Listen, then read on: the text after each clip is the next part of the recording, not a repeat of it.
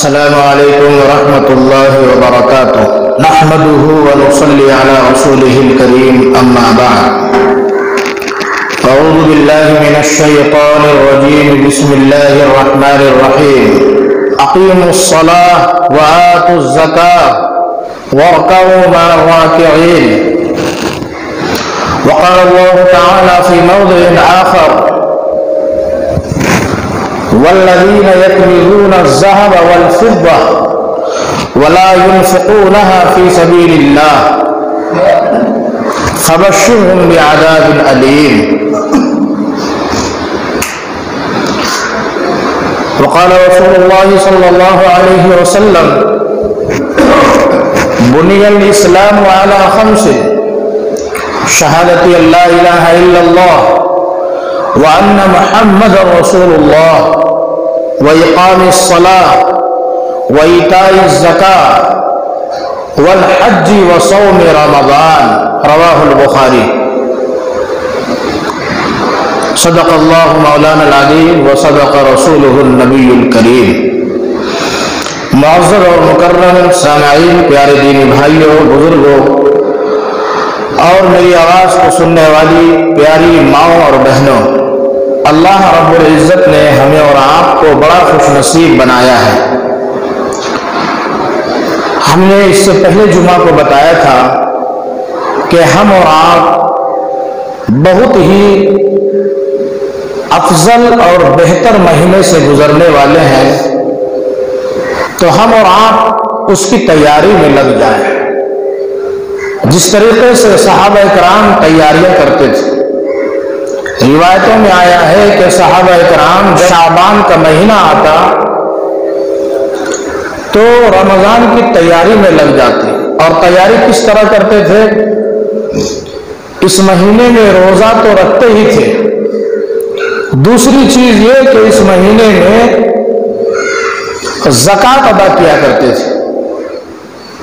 جس کے مال پر، جس کے اوپر زکوٰۃ فرض ہے، وہ اسی مہینے میں ادا کر دیا کرتے تھے تاکہ غریبوں، مسکینوں، بیواؤں اور محتاجوں کی محتاجگی دور ہو جائے اور وہ بھی سحری اور افطاری کا بہترین سے انتظام کر لیں اور عید کی وہ بھی اچھی تیاری کر لیں. تو صحابہ کرام رضوان اللہ علیہم اجمعین بھی شعبان میں ہی زکوٰۃ ادا کرتے تھے. پیران پیر شیخ عبد القادر جیلانی رحمت اللہ علیہ، آپ نے غنیت الطالبین میں لکھا ہے کہ صحابہ کرام کا عمل شعبان میں یہ تھا کہ وہ زکوٰۃ کو ادا کرتے، قیدیوں کو رہا کر دیا کرتے تھے.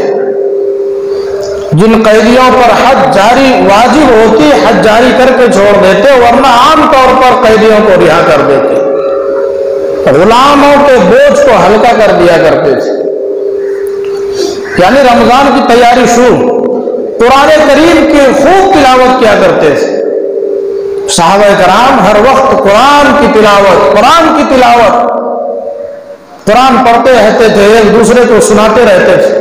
تمام لغو کام سے، تمام عبث کام سے، بیکار کام سے، جو کام نیکی والا نہ ہو ان تمام کاموں سے رک جاتے تھے اور دوسروں کو بھی تلقین کرتے تھے.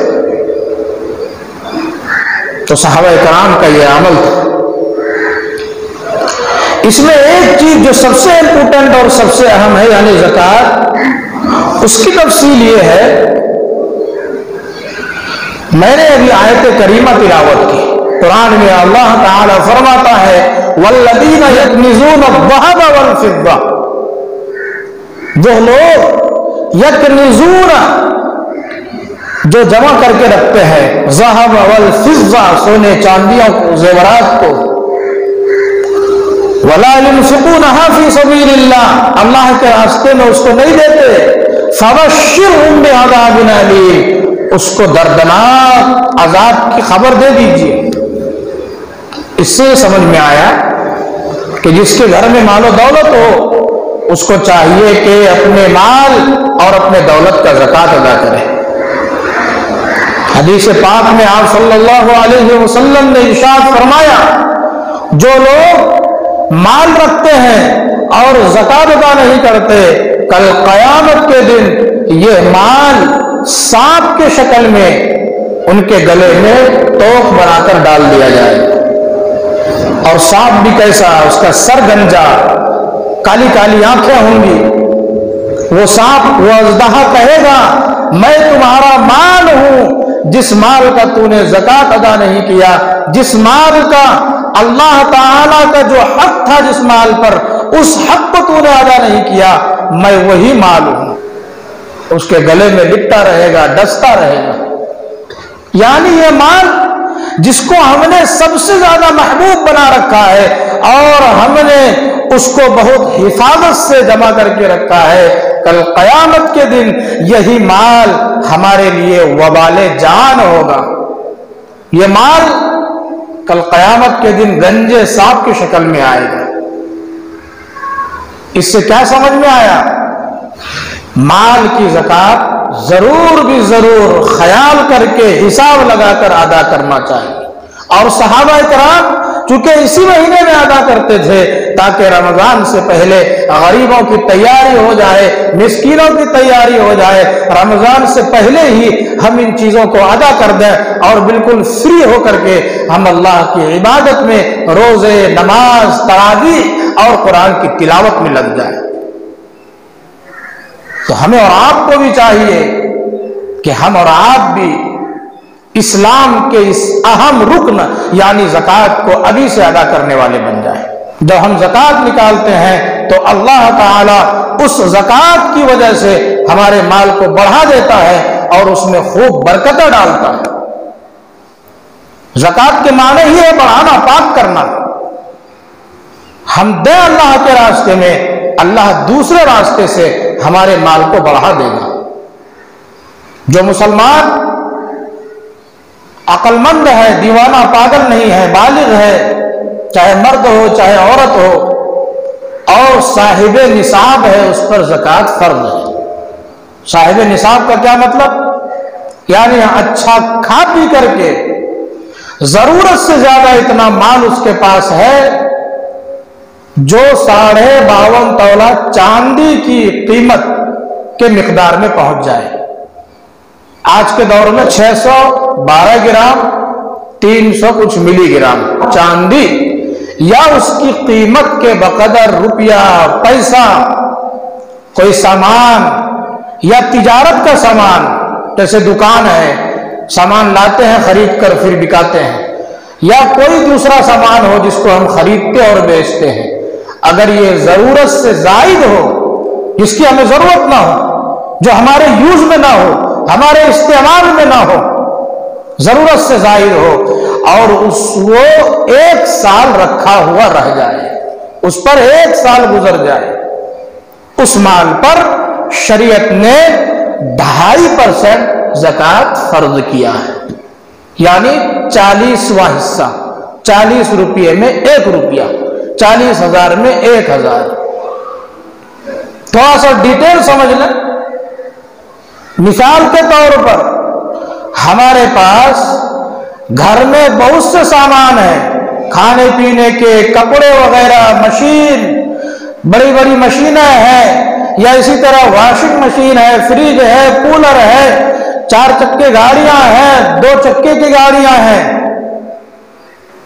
اور یہ سب چیزیں ہمارے یوز میں ہیں، استعمال میں ہیں، تو شریعت نے اس پر زکوٰۃ فرض نہیں کیا۔ چاہے کروڑوں کی سمپتی آپ کے پاس ہو، لیکن اگر وہ آپ کی ضرورت ہے، آپ کے یوز میں، استعمال میں ہے، تو اس پر شریعت نے زکوٰۃ فرض نہیں کیا۔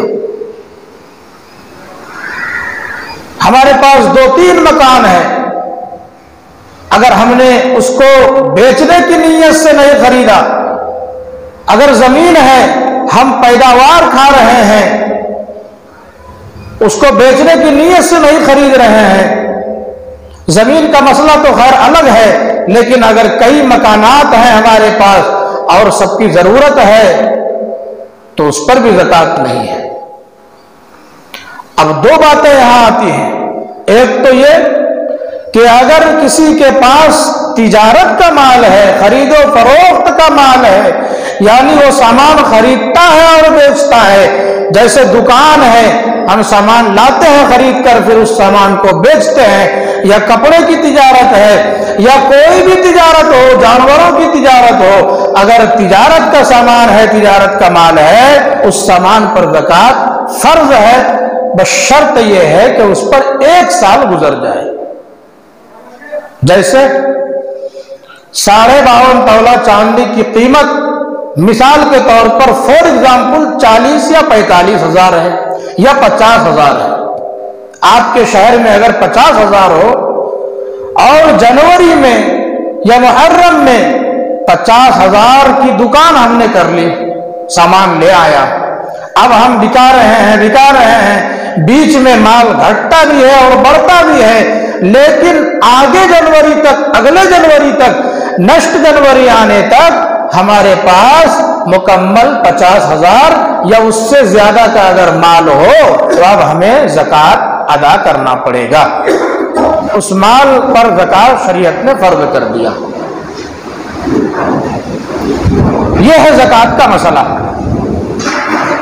اگر ہمارے پاس جانور ہے تو جانور کا مسئلہ یہ ہے کہ اگر گائے یا بھینس بیل ہو تو اگر 30 جانور آپ کے پاس ہے اور سال کا اکثر حصہ وہ باہر ہی چرتا ہے، آپ گھر میں اس کو نہیں کھلاتے، سال میں 9 مہینہ 10 مہینہ 7-8 مہینہ باہر ہی چرتا ہے، باہر کا چارہ کھاتا ہے، تو اس پر زکوٰۃ فرض ہے۔ اور اگر گھر میں کھلاتے ہیں تو اس جانور پر زکوٰۃ فرض نہیں ہے۔ گائے بیل بھینس 30، بکریاں 40، اگر اتنے ہوں تو اونٹ 5۔ شرط کیا ہے؟ آپ باہر چراتے ہو، سال کا اکثر حصہ باہر چرتا ہو، گھر میں نہ کھاتا ہو، اور وہ اتنے مقدار میں، گائے بیل بھینس 30 ہو، بکریاں 40 ہو، اونٹ 5 ہو، تو شریعت نے 1 سال پورا ہونے پر زکوٰۃ فرض کیا ہے۔ کھیت کا مسئلہ یہ ہے کہ کھیت میں جتنا کچھ ہم ڈال رہے ہیں، دھان ہو، ٹماٹر ہو، گیہوں ہو، دال ہو، کچھ بھی ہم اگائیں، حضرت امام ابو حنیفہ رحمت اللہ علیہ کے نزدیک اس میں عشر واجب ہے۔ کھیت کے پیداوار میں عشر واجب ہوتا ہے۔ عشر کا مطلب یہ ہے کہ آسمان کی بارش سے اگر سینچائی ہو رہی ہے، ہم گھر سے کچھ نہیں دے رہے ہیں تو اس میں 10واں حصہ، اور اگر ہم گھر سے دے رہے ہیں تو اس میں 20واں حصہ۔ اگر ہم گھر سے پانی دے رہے ہیں یا پانی کا خرچ ہمیں دینا پڑ رہا ہے، مشین چلاتے ہیں، پانی اس سے کھینچا جاتا ہے تو اس میں خرچ آتا ہے تیل کا، تو اب جو پیداوار ہوگا اس میں 20واں حصہ، یعنی پورا پیداوار، پورا مال جو کھیت میں اگا وہ ہم گھر لا کر کے وزن کریں گے اور 19 حصہ اپنے پاس رکھیں گے، 1 حصہ غریبوں، محتاجوں، بیواؤں کو دے دیں گے، ضرورت مندوں کو دے دیں گے۔ اور اگر صرف بارش کی پانی سے اس کھیت کو سیراب کیا جاتا ہے، آپ کا سیراب کرنے میں پیسہ نہیں لگتا، مشین نہیں چلانا پڑتا، آپ کو خرچ نہیں بیٹھتا، صرف بارش کی پانی سے سیراب ہوتا ہے، تو اس میں عشر ہوگا، 10واں حصہ ہوگا۔ یہ ہے کھیت کی زکوٰۃ کا مسئلہ۔ تو کھیت کی زکوٰۃ کا مسئلہ الگ ہے، جانوروں کی زکوٰۃ کا مسئلہ الگ ہے، اور سونے چاندی دیگر جو مال ہمارے پاس ہمارے گھروں میں ہے اس کی زکوٰۃ کا مسئلہ الگ ہے۔ اتنا سمجھ میں آ گیا؟ ایک ضابطہ یہ یاد رکھیں کہ ہمارے پاس چاہے کروڑوں کی پراپرٹی ہو، لیکن اگر وہ ہماری ضرورت کی چیز ہے اور ہمارے یوز میں ہے، استعمال میں ہے، تو شریعت نے اس پر زکوٰۃ فرض نہیں کیا۔ اس پر اللہ کا شکر منائیں، شریعت نے اس پر زکوٰۃ فرض نہیں کیا۔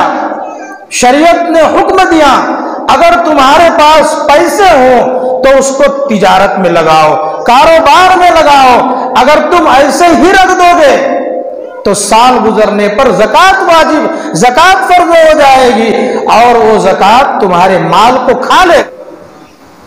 پیسے 1 لاکھ ہیں، بینک میں رکھ دیے، 1 سال رکھا رہ گیا، اس کی کوئی ضرورت نہیں ہے، سال گزرنے پر شریعت نے کہا اس میں زکات ادا کرو، 2.5% زکات دو۔ اور اگر ہم نکال کر استعمال کر رہے ہیں، خرچ کر رہے ہیں، کوئی زکات فرض نہیں ہے۔ تو بس اتنا سمجھ لیں کہ ضرورت کی چیزوں میں اللہ نے زکات کو فرض نہیں کیا، چاہے آپ کے پاس کروڑوں کی ضرورت کا سامان ہو، اور جو بے ضرورت سامان ہے اور اس پر 1 سال گزر جائے، 1 سال تک وہ سامان رکھا رہ جائے، اس کی کوئی ضرورت نہ ہو، تو شریعت نے اس پر زکات فرض کیا۔ اب یہ اپنے اپنے حساب سے آپ دیکھ سکتے ہیں، پیسے ہوں، سونے چاندی ہوں، زیور ہوں، اسی طریقے سے تجارت کا سامان ہو، چاہے کوئی سامان رہے، کپڑے کی تجارت، جانوروں کی تجارت، یا اسی طریقے سے چلر جو دکانیں ہیں اس کی تجارت، سامان خریدنا بیچنا، ان سب کو ملایا جائے گا، اور 1 سال گزرنے کے بعد اس پر زکات ادا کرنا لازم ہوگا، سال سے پہلے نہیں۔ جیسے ہم نے جنوری میں 50,000 روپیہ بینک میں رکھ دیا، بیچ میں نکال کر خرچ کر دیا، ختم ہو گیا، اور اگر اگلے جنوری تک وہ 50,000 اسی طرح پڑا ہے، ہم نے بیچ میں 10-5,000 نکالا پھر جمع کر دیا، اور اگلے جنوری تک وہ 50,000 اسی میں پڑا ہوا ہے یا اس سے زیادہ ہے، تو پھر شریعت نے کہا اب زکات دو۔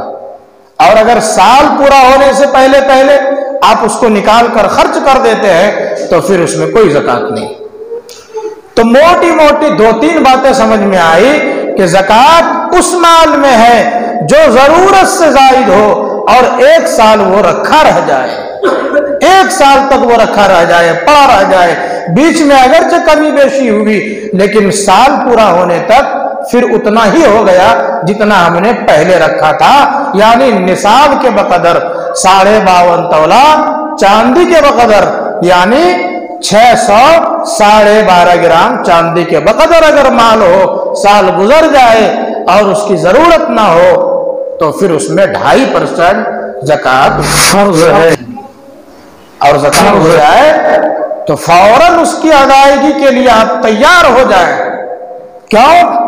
قرآن کریم کی آیت ابھی ہم نے تلاوت کی کہ جو لوگ مال کو جمع کر کے رکھتے ہیں زکات نہیں دیتے، اللہ تعالی اس کو دردناک عذاب دیں گے۔ فَبَشِّرْهُمْ بِعَذَابٍ أَلِيمٍ، اے نبی آپ ان کو اطلاع کر دیجئے، ان کو اطلاع کر دیجئے کہ ہم ان کو دردناک عذاب دیں گے۔ تو صحابہ کرام چونکہ شعبان میں ہی اسی مہینے میں زکات ادا کرنے کی بھی فکر کرتے تھے، اس لیے ہم اور آپ بھی اس مہینے میں زکات ادا کرنے کی فکر کریں، جس پر زکات واجب ہو، فرض ہو، وہ ابھی سے فکر مند ہو جائیں تاکہ غریبوں، محتاجوں اور بیواؤں کی ضرورت ابھی سے وہ پوری کر لیں۔ اور صدقہ فطر وہ عید کا فطرہ ہے، انشاءاللہ اس کا بیان رمضان کے آخر میں ہوگا۔ تو یہ مال میں 2-3 طرح کا حق ہے جو ہمارے اوپر واجب ہوتا ہے، ایک کھیت میں، ایک جانوروں میں، ایک ہمارے مال پر۔ کھیت میں زکات، کھیت کی زکات یہ ہے کہ اس میں 10واں حصہ اگر بارش کی پانی سے سیراب ہوتا ہے، اور اگر ہم گھر سے پانی دیتے ہیں یا پانی میں کچھ خرچ پڑتا ہے تو 20واں حصہ۔ اور جانور اگر 30 گائے، بیل، بھینس ہو اور سال کا اکثر حصہ باہر چرتا ہو، گھر سے اس کو کھانا پینا نہیں کھلاتے ہیں یا کم کھلاتے ہیں، تو اس میں زکات ہے سال پورا ہونے پر۔ 1 سال تک وہ جانور اسی طرح رہے، باہر چرتا رہے، اس میں کمی نہ ہو تو 40 بکریاں ہو، اگر اونٹ پالتے ہیں تو 5 اونٹ ہو، گھر میں کھلاتے ہیں تو کچھ نہیں ہے۔ اور مال کی زکات ہم نے بتایا کہ اگر تجارت کا مال ہو، سونے اور چاندی ہو، یا اسی طریقے سے زیورات ہوں، یا گھر میں ضرورت سے زائد 1 سال تک مال پڑا رہ جائے، نصاب کے بقدر مال۔ نصاب کیا؟ 52.5 تولہ چاندی، یعنی 612.5 گرام چاندی آپ کے شہر میں جو قیمت ہو اس کی، اس قیمت کے حساب سے تقریباً 45 یا 50 ہزار कम व बेश बनेगा। अगर उतना रखा रह जाए और साल उस पर गुजर जाए, 1 साल होने के बाद उस पर 2.5% ज़कात फर्ज है। ये शरीयत का ज़ाब्ता है।